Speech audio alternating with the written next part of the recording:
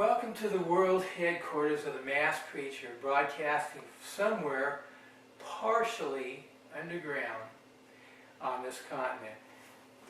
Tonight, I want to talk about, this is the 500th year of Luther and the 95 Thesis, putting it on the door of the church in Wittenberg. And there's a number of books about Martin Luther and the Reformation out there. There's an old one here that, Here I Stand, The Life of Martin Luther, Roland Bainton. I don't even know if they still print this. I'm doing this for just to encourage people to do their own research on the Reformation. There's been goods, there's been bads. What I consider part of the Reformation, I remember in 1999, the History Channel named the 100 most influential people of the first millennium. Gutenberg invented the printing press, because when Luther nailed his 95 Thesis in the church door, and the students took it and put it on, they said, "This is cool, let's put this on Facebook," or the printing press of the day. And it just started going. This is not an endorsement of everything about Luther. There's been a lot of comments about Luther being kind of mean to other people and mean to certain groups, and I've not read those things. I've heard people say that he was a certain way. I don't know. But he had the courage to say, I want to believe the Bible. And I have a right, my conscience has a right to believe just the Bible. And I'm doing this short little YouTube, just encourage people to study for themselves. Some of the things about the Reformation, I'm not Reformed theology.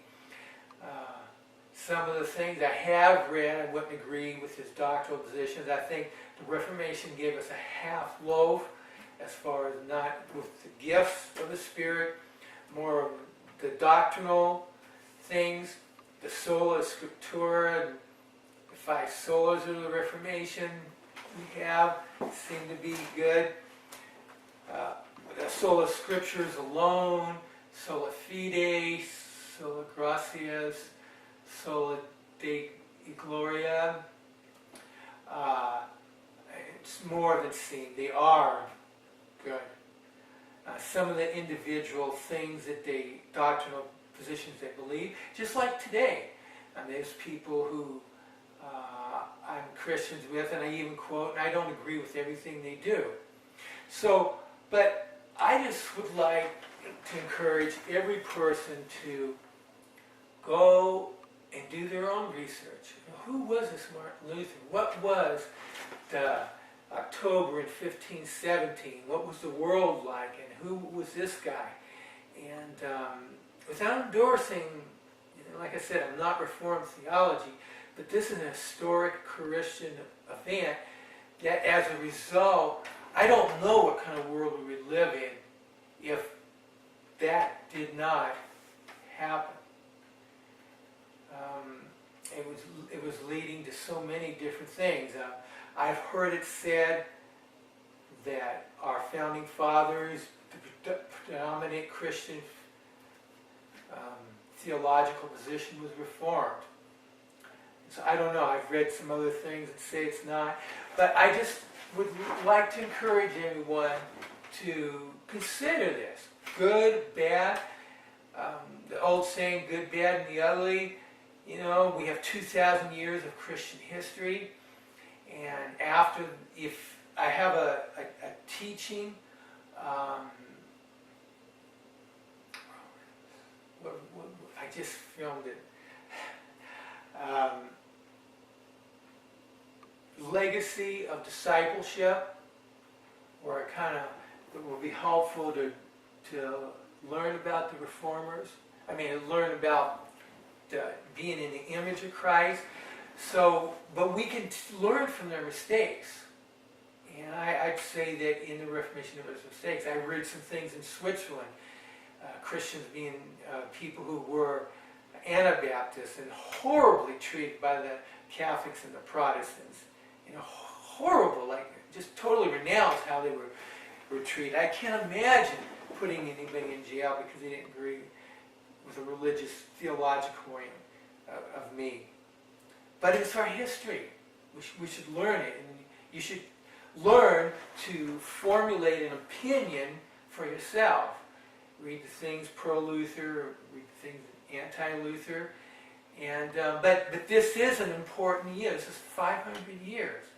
And while they wanted to wipe Martin Luther's name off the face of the earth and strike all of his writings out, they're here. And I hardly even remember the name of the king who gave the order that his name and his writings be stricken out. But it wasn't just him, it was other people. And so it was a mad time, and they didn't do everything right. They did some things horrible, like terribly anti-Christian. But I'm asking you, my pastor friends, to do some research, to do a service on the Reformation and this day, the 500th year. I ask for every pastor friend of mine that views this, every leader in a church, to say, I am going to set aside one day to show my people this historic event and give your take, your insight into what has transpired there. So that's my encouragement for you to do your homework.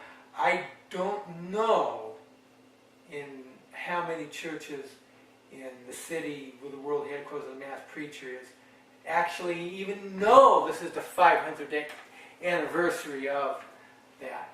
But anyways, Lord, I just pray for every pastor listening to this, or every individual, if their pastor won't talk about the 500th anniversary of the 95 Thesis, Lord. No matter how you feel about it, do some homework on it. Present something in your church, Lord. That's what I ask these people to do. In Jesus' name. Signing off from somewhere partially in the ground, the Mass Preacher bids you good night.